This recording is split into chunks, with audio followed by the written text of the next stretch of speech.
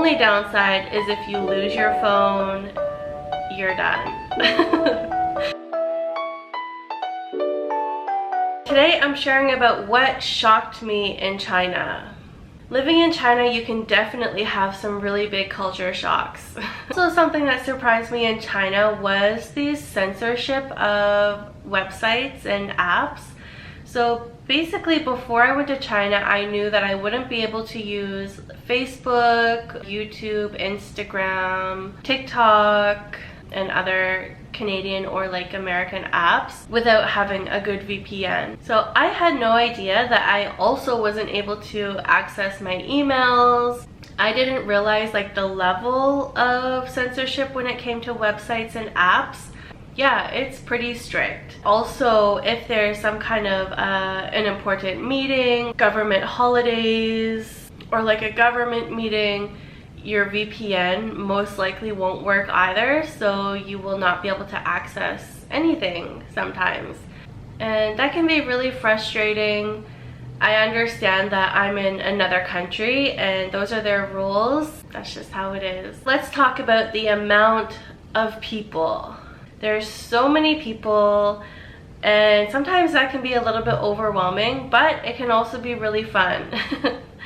Because when you go out and celebrate, it's always like a big crowd celebrating, and that can really bring the vibes. So one of my experiences of huge crowds was when Jung and I went to Shanghai for Dragon Boat Festival weekend, and there were so many people. You couldn't move. Basically, like, the crowd would just push and you would just go with it. Those types of situations can be super dangerous as well. So yeah, you have to be really careful if you go to larger cities in China when there's a holiday or if there's like a big event. That shocked me, just how many people were in one place at a time. So something else that shocked me, and it was something that I just didn't know before, is nap culture. So in China, it's actually really common for people to take a nap on their lunch break.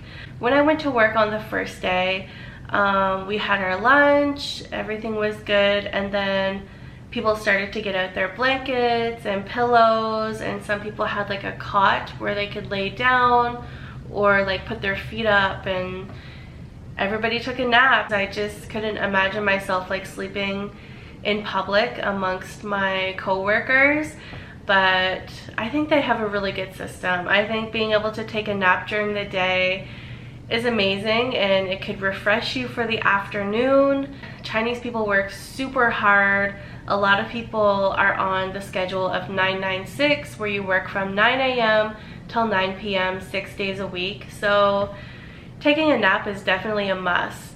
Another thing that shocked me about China was the excellent transportation system, because I just didn't grow up with that type of transportation, like those transportation options. And even in Canada right now, we don't even have those types of transportation options like the high-speed rail. That is my favorite way to travel. I will take the high-speed rail over taking a plane any day. It's so convenient, it's super fast, it's really comfortable. You don't have to worry about falling from the sky. And also the cost of transportation in China is really cheap. For example, if you're taking a cab, like a Didi that they call it, it's so cheap to take all over the city, even outside of the city, on top of having the high-speed rail and cheap cabs. China also has an excellent subway system where you're able to travel basically anywhere in the city for really cheap and really fast as well. You just have to scan your card and you're able to go on your way. I was really shocked at just how amazing China's transportation system is. The next thing that shocked me was just how different the dialects are in China. It's just so interesting to see that even though people are speaking Mandarin, the different dialects of Mandarin just all sound so different. Like if somebody's speaking Dongbei Hua, they most likely don't understand somebody who's speaking Sichuan Hua.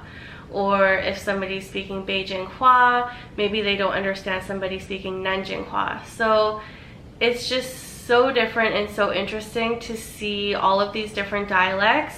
So if you think that because you know Mandarin, you can communicate with everybody in China, it's totally wrong, especially with the older generation. Some people in the older generation only speak their dialect, so it can be a little bit difficult, but I really love listening to different languages, and so I thought it was really fascinating to hear all of those different languages. And especially if you go to cities where there's just a lot of people from all over China that live there, you'll hear all different dialects. Another thing that shocked me was drinking hot water when it's hot out. And I mean, it's hot, like plus 40 and above degrees Celsius. It's super hot. Like in Nanjing, people were still drinking hot water when it's hot out, and in the beginning I just could not do it. I'm so used to drinking smoothies or water with ice, and that's just not something that is common in Chinese culture, and especially in Chinese medicine. It's highly against drinking ice cold things or eating ice cold things. Near the end of us living in China, I was starting to get used to it a little bit, but once I moved back to Canada, I was right back on my smoothie game. Another thing that shocked me about China was their payment systems and how it was just so easy and convenient and basically available anywhere. So in China, you would pay with WeChat or Alipay, and even the little stalls and night markets take WeChat and Alipay. Like, they all have the little QR code and you just scan it and pay, and it's so easy. I love it.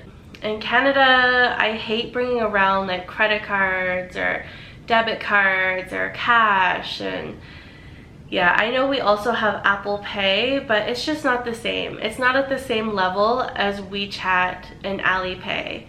Like, whether you're in a big city or a small city, even sometimes in like super rural places or small towns, they still take WeChat and Alipay, so it's so easy. Basically, if you have your phone, you're always good to go. The only downside is if you lose your phone, you're done. So I love the payment system in China, being able to book tickets and all of that through like WeChat and Alipay, and booking plane tickets and event tickets and like everything. I love using those types of apps. In the beginning, it was super overwhelming to get used to, but by the end of it, I loved it. I miss it. I love the delivery apps in China. They're super cheap to have things delivered, and you can get anything delivered basically anytime. I do have lots of other things that shocked me about China, so maybe I'll do a part 2 video as well. If you guys have any questions or comments, definitely leave them below. And if you want to see more of these types of videos, definitely subscribe. We'll be making a lot of them coming up in the future. Thanks for watching. Bye!